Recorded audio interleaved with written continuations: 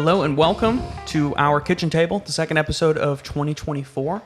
I'm sitting here with my wife, your therapist, and today we're going to be talking about vulnerability. Nice.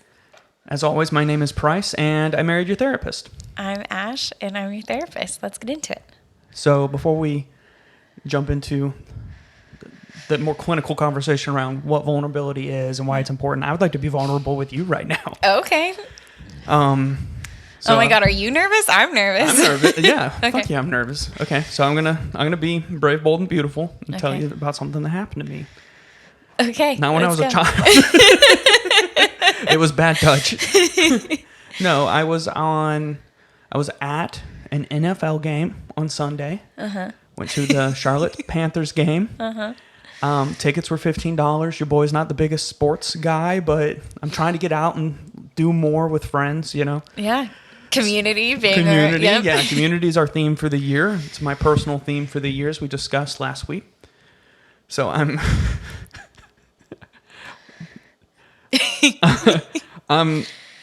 I go to use the restroom. And the restrooms are very busy Yeah. at these huge events. So I use the restroom, I take a piss, I am exiting the bathroom. A man says to me as I'm leaving, "You need to wash your hands." And I turn, and with my full chest, I say to this man, "Actually, I do this crazy thing where I don't piss all over my own hands, but thanks." And he looks at me and he said, "Sir, I am not talking to you." And then points at a young child that's standing right behind me that I did not see. Oh, no. A horrible example. And so when I'm afraid people's takeaway is going to be like, that motherfucker don't wash his hands. He doesn't wash his hands. I don't piss all over my hands. What do you want from me? If I can be vulnerable, I find it yucky. Fair and valid. Fair and valid. I've actually been washing my hands a good bit more, you know? Nice. Kind of out of penance for Yeah. that whole situation. I see that man's face, and I'm like, he's right. I should wash my hands. I was so ready, though. I'm never ready in this. Now it's like you rehearse it in the shower after the fact you got sort a of whole response. script Man, for it. I was there. I was fucking ready. And the whole bathroom heard. People were laughing as I walked out. It was devastating to me. Oh, no. I'm just glad that there was a crowd that I could disappear into. I was mortified. Yeah. So thank you for letting me be vulnerable with You're you. so welcome. We're talking about topics for this week. Vulnerability was your suggestion. I loved it. We've talked about it between us in the Yeah. past. And it's one of the few things I've done a couple posts on social media, but we haven't gone to talk about on the podcast. So Yeah. I love that. Yeah, so I can tell you kind of what I think of when I think vulnerability, or we can go straight into what's top of mind Go for you. for it. Okay, Take it so away. vulnerability to me is like the weakest point, right? So when the Uruk-hai are attacking Helm's Deep in the Two Towers, Peter Jackson's masterpiece of a film, in The Lord of the Rings: The Two Towers, they think that the breaches or the defenses are unbreachable. Yeah. And you'd think I'd be better at this sort of terminology at this point. To the point that King Theoden says, "Is this all you can conjure, Saruman? Is this all you can do?" And as if in response, a Uruk-hai berserker runs into this little divot in the base of the wall with like a bomb. Basically, they had like a gunpowder bomb and blew up the wall, thus destroying any hope of success, any hope of survival. Yeah. Of course, Gandalf the White comes in later with Aemir and the Rohirrim, but that's another. And so when I think vulnerability, I think that little divot in the Helm's Deep wall, right? Not a good thing. Not a position of strength. Literally, you're undoing as a fortress, if you're a fortress, is your vulnerability. Yeah. On a more serious side, like I've done a lot of work in the cybersecurity field. We call vulnerabilities like any point of a bad actor can get into your digital system and screw stuff up. That's a vulnerability. So when we talk about being vulnerable and the importance of being vulnerable, it's pretty counterintuitive because in every other context, of the word vulnerable. Having a vulnerability is a bad thing that needs to be addressed. We need to patch that up. Yeah. But as a therapist, I know you're going to sit here and tell us that being vulnerable, as I know from myself, my own personal life, that being vulnerable is extremely important. Sure. Yeah. And I think, your like IT example of vulnerabilities kind of leads into at least part of why vulnerability is so important. And I'm thinking about vulnerability because I'm thinking about the theme of building community. And it's really the key in building community. And so just like you're talking about in the IT example where it's like, maybe it's not a good thing. But you guys are needing to talk about it. You are needing to expose those things, and your team is not stronger and more together for avoiding the vulnerabilities that your system faces. That's a good point. We're out here trying to find them actively before somebody else does, right? The most productive conversations you can have are around the vulnerabilities, not about let's talk about our strengths again today, team. That doesn't help anybody. No, if Hammerhand, when he designed Helm's Deep, had been like, we shouldn't have a divot here. That would have been it's a plot divot. It's a plot divot. Yeah, it's a little hole in the armor. Yeah. I think that is a good point. What are your conversations with your clients like about their vulnerabilities or being vulnerable? Yeah. Paint a picture for me. Well, I think like your bathroom example, our vulnerabilities tend to be things that we have a lot of defenses around. If anybody's been listening consistently to the podcast, they'll know that I've had a lot of bathroom examples. Today's specific bathroom example. We tend to have a lot of defensiveness around our vulnerabilities. And a lot of times when there's blame in the picture, it's because it's protecting something that's a weakness, and blaming others and seeing others as the cause of why things aren't going well for us, and propping up other excuses in front of our vulnerabilities. It keeps us very separated. It keeps us from knowing the truth about ourselves and who we are. But it keeps us pushing other people away as well. And so I think when I'm talking with clients about vulnerabilities, it's where we're pushing people away. It's where we've got this tender spot that we are not ourselves about. We're, maybe in a loving relationship, and it's where we snap and pick and poke at the other person. It's where we blame them for things. And it's where we aren't able to access ourselves or allow them access to us. And so at the end of the day, it keeps us from community. It keeps us from being able to feel close to other people. And the thing about vulnerabilities, I think, is that we feel intuitively like we need to protect them. We feel intuitively like we need to keep other people away. And fair, it is our soft spot. But avoiding our vulnerabilities around others forces us to kind of wear this mask or facade around other people. And so the unfortunate thing that happens is we put on this front of not having any vulnerabilities, of being totally fine, of having everything together, whatever it is. And then if people love that person, if people become close to that person that we're pretending to be, we feel rejected. And we start to feel more and more like if they really knew who I was, they wouldn't like me. So even as we're growing community, even as we're starting to develop this sense of closeness, we're becoming more and more convinced that if somebody were to really know me, they would actually hate that person. So we're a version of ourselves, and it's the version we think is acceptable. And it feels safest. You're this is a person who I can put out in public. This is great. Yeah. Do you think that we're super aware that that's happening when it's happening, or does that creep up on us? I think it probably creeps up on us. I think, first of all, on the one hand, there's some social pressure. Please silence your cell phones during the recording of the fucking podcast. All right, sorry. On one hand, there's some social pressure to show up to social situations a certain way.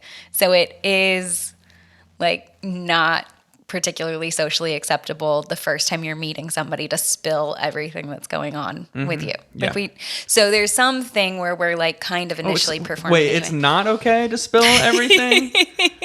You know, I'm only in relationships with people who immediately just want to get it all out. At a recent holiday party, your boys shared some suicidal ideation sort of thoughts publicly with the entire room. Yeah. Because I thought that felt appropriate. No one was worried at all. It was great. In the debrief after, I was like, well, I mean, what was your take on that, Ash? And you're like, I don't think anybody looked very comfortable. See, that's me being vulnerable with you right now. Yeah, that is a little bit of a different topic in terms of building community. No, it was more of sometimes I try to say the stuff I'm struggling with, like, I want to get ahead of it. Yeah. I don't ever want to be caught on my back foot with that stuff, right? And so that's not exactly what I'm talking about with the holiday party, but like just in general, like the fact that I'm talking about that, the fact that happened is like me trying to like get ahead of it, me trying to control the narrative of like how things happened because I feel bad about it and I feel vulnerable about that sort of thing. Yeah, I think some people like compulsively share around their vulnerabilities because that ends up feeling safer, especially if somebody's faced a lot of rejection before. It's like, well, if you're going to reject me, go ahead and do it now. If you're going to reject me, like get it out of the way. Let's just get this out of the way. Yeah. Yeah. And so that's like a safety mechanism too, where maybe we don't also get to like know other people as well. Yeah. Because we're not sharing back and forth. We're just kind of like compulsively spilling the beans on everything that's going on. So I think on the one hand, there's this social pressure to not quite be yourself the first time you meet somebody right out of the gate. But the other thing that happens is that those like narratives that we carry about what's wrong with us and what our vulnerabilities are things that get so baked in to who we are and how we view ourselves in the world. They're like really insidious. It's the stuff that like we got teased for as a kid or that we weren't allowed to talk about in our family. And the way that we teach kids that like their vulnerabilities aren't acceptable are really, really normal child rearing things. Like, okay, well, if you're going to have a tantrum, have it in the other room. That kind of feels fair in the moment. Yeah. This isn't fun to deal with. Let's have that in a different room. Exactly. Goodbye. Yeah. This is inappropriate for you being out with everybody. Take that somewhere else.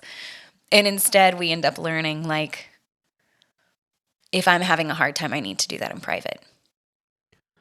I think about the coming from the super Christian background of dealing with porn. And like how big of a deal looking at porn is in that environment, to the point that you have to have like blockers on your internet and your kids, or you're seeing reports of their activity, and you have an accountability buddy that you're supposed to, and then if you do look at it, you're supposed to confess it to like everyone, and everyone gets to know, and then you're like a sexual deviant, and you're like, I've seen people who like look at porn regularly shamefully refer to themselves as sex addicts, and it's just like so intensely shamed. So, yes. The other side of that, something that I think is kind of interesting, is I think that sounds like an incredibly hard situation to be in. As a as a girl growing up in a really religious environment, it's different. As a girl growing up in a religious environment, it seemed like amongst the boys, porn was something that you could talk about. Like it was horrible, it was the worst thing ever, but everybody ended up saying it and talking about it at some point. And the girls, we maybe talked about being sad about things or talked with great shame about like our feelings, but there wasn't anything that we were acceptably sharing. And I remember feeling some envy toward the boys that like they actually talked about at least one real thing or what felt like a real issue at the time. That's fair. And I remember thinking like, man, I'd like to say one real thing. Right. It seems hard to say, but at least they like know something about each other. Everything felt so fake. Well, let's talk about men and vulnerability for a second. Okay. Because that's top of mind for me a lot. I was looking up just vulnerability related topics online earlier today to kind of prep for this a little bit. And a lot of the stuff about male vulnerability was either why you should not be vulnerable as a man, or if you are vulnerable as a man, you should do it because women dig it. Women dig a man who's vulnerable, and Yeah. it was a seduction technique. Were some of the, just at a glance, top results for this stuff, but Yeah. like that was what was coming up first for me, in like YouTube searches and whatnot, and it was a little discouraging, and I see it a lot. I see that we know that we need to be vulnerable. Like, I don't feel like this topic is brand new for most people. Certainly people who are here listening to like mental health content. Yeah. This is not new. But why is it not practiced by men? Why are we missing that, or have been missed by that? Yeah, I hear it too talked about on like red flag sorts of videos, like not being interested in a man who's vulnerable and that sort of thing. It's definitely like a huge open, I think, topic. By a man who is not says, I'm acceptable. struggling with this, or by a man who's like upset and like, or, crying over something. Like, we're only allowed to express any negative emotions as anger. And I've heard this said over and over and over again for years by people that I have interacted with or just seen their content online, that this is like a known stated problem. Yeah. But I don't see it changing. I don't see, I see that we're talking about it a little bit more, but I don't see men crying. I don't see men being vulnerable with one another. In fact, the few times that that's happening in my life, I'm the one who's kind of like setting the pace for that in my friendships and my relationships, right? So like what's up with that? Oh, I think it's honestly like a patriarchy thing. Like we've paired vulnerability with something that's bad and negative, and so it's inherently feminine, and you can't be seen as weak or feminine as a man. I think there's some And truth to that. I think that some of us expect women to be more vulnerable because we expect them to be weak. right. They're allowed to be. It's not that their vulnerability, I think, is treated with more like respect most of the time. Yeah. It's just expected. So, do you ever direct clients, specifically like male clients? Do you ever encourage them very specifically to be more vulnerable, or do you see that like happening as a natural consequence of steps towards healing? Yeah. I think I literally had a conversation kind of about vulnerability with a male client today. And we came at it of the angle of talking about how costly it is to be positive all the time. And is there ever anything you think has been missed in your life by needing to be positive all of the time? And we also talked about like what a lovely trait it is of his. Like what a great thing it is that he's this like happy-go-lucky sort of guy, and there was a lot of like building up, and I think that's an important part of having conversations around vulnerability when we're building community, is that we're also calling people back to their strengths. We're also calling people back to like, this completes a whole picture of who you are, and the picture of who you are is wonderful and wanted and needed. And so getting to talk about those other things was good too, but then the conversation got to be like, what does it cost you to not be able to talk about those things? Do you think those things have still continued to impact you? Because there is a high cost to always showing up as the like positive, happy person. When you're never able to like expose the things that worry you or stress you out or anger you or make you sad, because you got to play it cool, you got to be fine. Yeah. I feel like that's a lonely existence. Oh yeah, for sure. Even if you're with friends all the time. Yep. And when we talk about building community, we're talking about getting real with people. We're talking about having those sorts of relationships with all sorts of people. Again, you're talking about digging into this, image of like a separate person that people love and care about, and that continual feeling of like, but if they knew me, they wouldn't like me. And that's going to lead to like self-confidence issues. That's going to lead to anger and defensiveness, that nobody ever accidentally peels that back and gets the version of you that you fear that they might hate. And that's the other way that I feel like I really talk about vulnerability with men specifically, with plenty of women too, is like, where are you angry? Where are you defensive? Because that's always protecting something else. That emotion is always paired with another real thing that's going on. Yeah. Like when the Urukai were marching up the Yeah. crossway to the gates, and Theoden was like, brace the gates. And so he sends all the men down there to like board the gates to Helm's Deep. That's anger, right? Right, building that's up a their weak defensiveness. point, and I'm like rushing in there to like defend that, right? Yeah, exactly. Man. Is there anything that can't be explained through Lord of the Rings? No, not a single fucking thing. And I'm leaning into it. That's another thing I'm doing this year is I'm going to lean into how much I fucking love Lord There's of the going to be Rings, more Lord of the Rings content on this podcast. I believe so. Yeah. Okay, Get ready. cool. In all seriousness, though, that paints a good image of like how we like respond to vulnerability, right? We bum rush it, and defend it, and that is a turn off to people. It builds walls. People will just step back from you when you respond that way. Think about when people are like that to you, like, oh man, that must be a touchy subject for that person. I'm going to avoid them. Right. You know, that redefines my relationship with them a bit. Yeah. Well, there's this, on the one hand, slowly building thing that happens where we're believing more and more that we are unacceptable. And it's reaffirming that those vulnerabilities are bad things about us. When often vulnerabilities are tied to some like places we've been wounded, they're often tied to a lie about us. They're often tied to something that we've been like handed that shouldn't have been ours to carry. And part of why it's a strength to be able to share your vulnerability is because that's where other people can look at it and go, oh, you're not that thing. Oh, that wasn't fair that somebody handed you that. Would you like to not have to hold on to that anymore? And that's why it's like such a lovely thing. But on the one hand, there's this slow building, I think people would hate me if they knew me.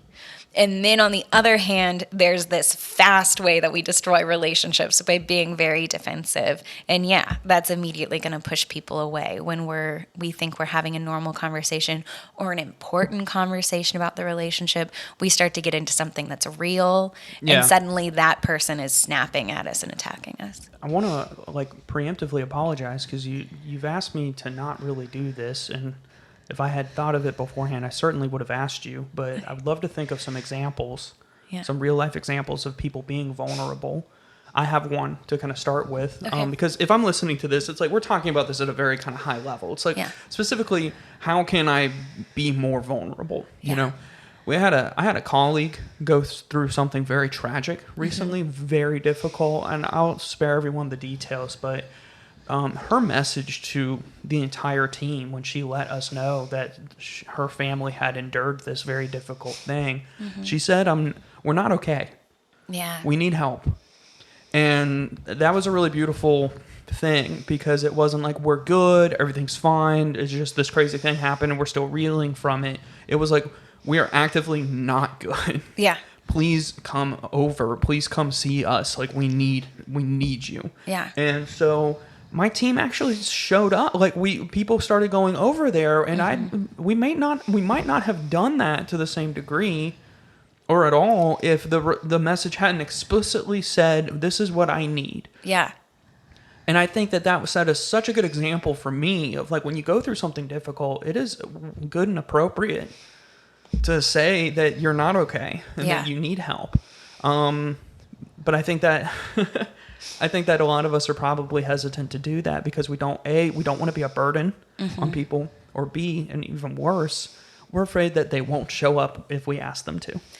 That's a big deal too, for sure. That's a very scary thing. And a lot of times I think people would rather not say the thing and guarantee that nobody shows up and deal with the upset of that than say they need help and not have somebody show up. Yeah. So that example is like on the top of my mind as I think through like how we can be vulnerable with one another.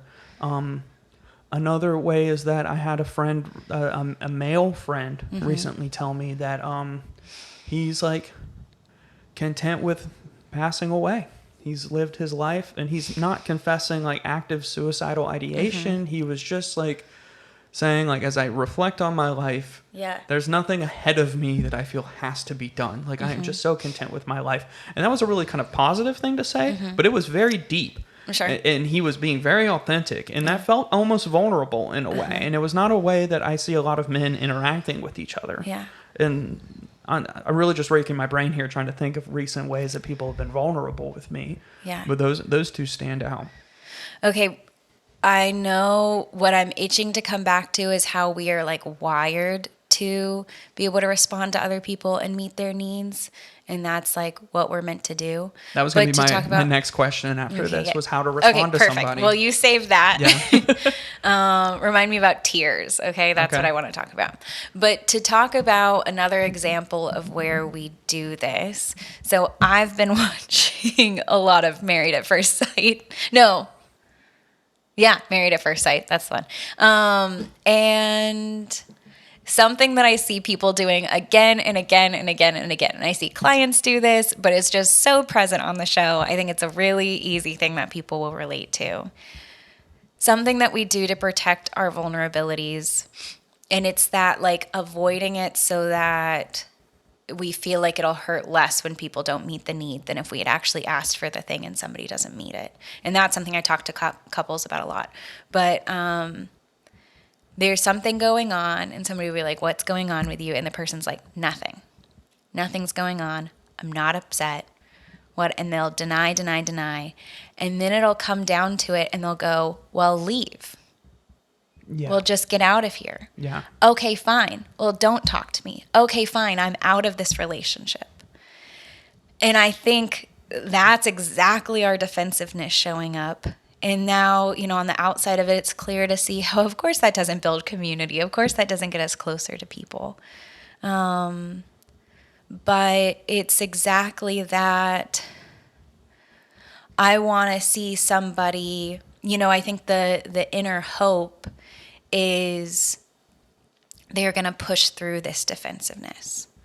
And like the real person who's going to love me, the real person who I'm going to be in relationship with is going to be able to like bust through, see right through this. And they're going to really see me and get me. And that's going to be the person who really loves me. But hopefully you're fucking around with a consent king. I'm good. I don't need anything. Like, all right, okay. Queen. You tell me. Okay, I respect that. You doing. I respect you not wanting anything from me right now. Okay. No, that's who you want. You want somebody who hears you and believes you when you say something. At face value, yeah. Yeah, that's so important in a relationship. I think people would be able to see that as a value in almost any other situation. Yeah. But it's unfair that I think we have this cultural narrative, and it's because it happens in like movies, and it's because we have a culture that doesn't really honor respect or consent and those sorts of things, are like, no, your true love will just be able to see through everything and will get you. And the fact of the matter is that to get to a place, I think, in a relationship where somebody goes, I know you better than that, it's taken a lot of you saying, this is what I look like when I'm not okay. This is how I show up when something's not. Yeah. This is already difficult. Well. Don't make this fucking impossible for somebody else to like give you the help that you want. And you've asked somebody to do something impossible, which is to read your mind. It's not fair. Yeah. You wouldn't want to be in the opposite situation. Yeah. And when you can build a relationship based on, I just believe the things that you say and live in that truth. Yeah.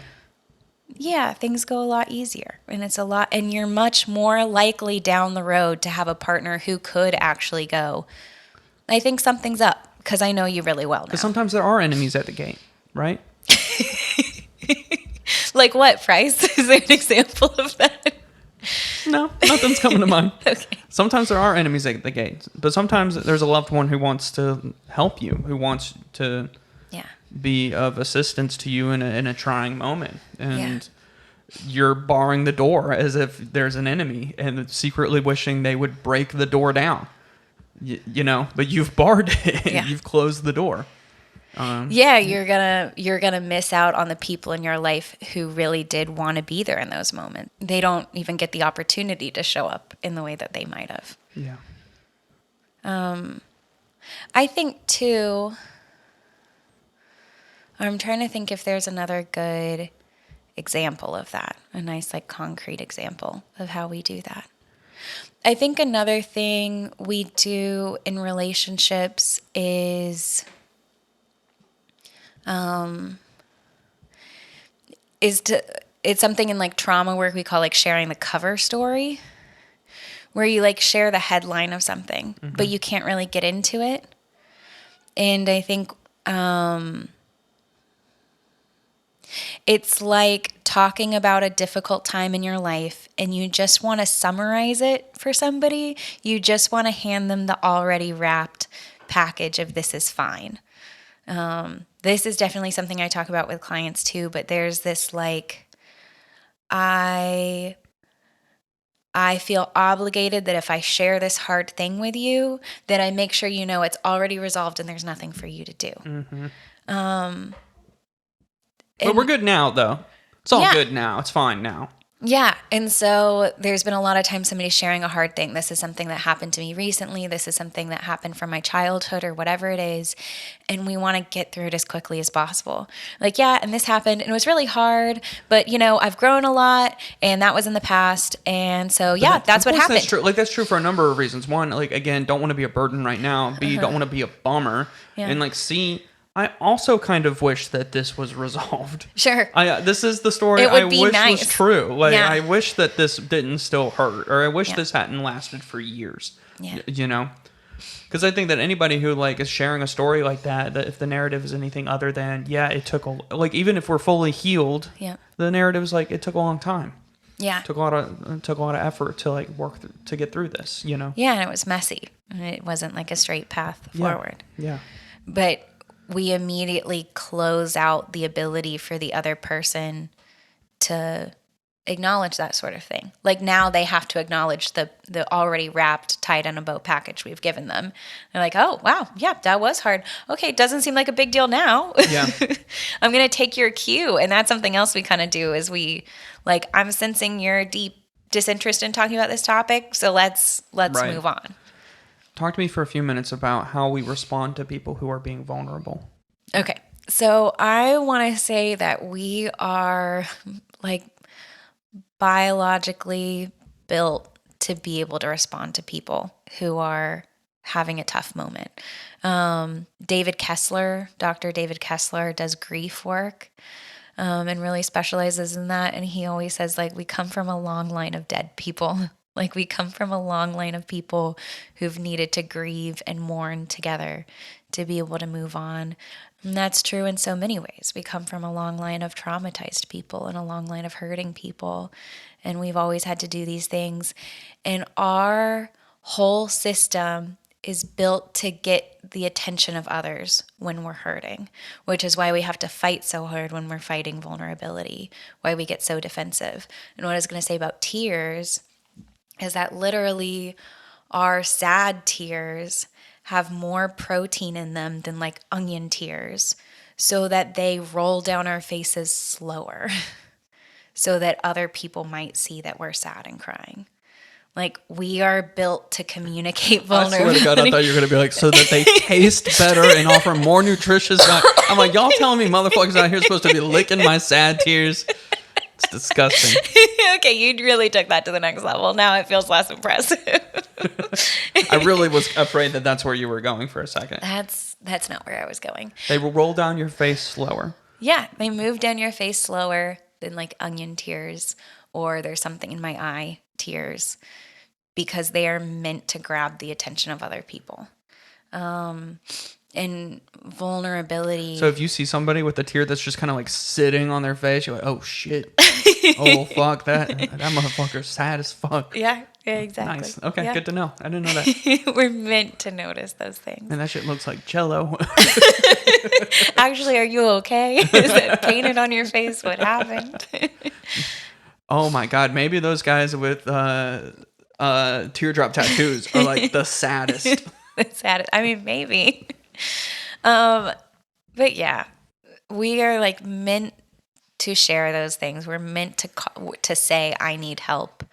And we're meant to have other people hear and notice that in us.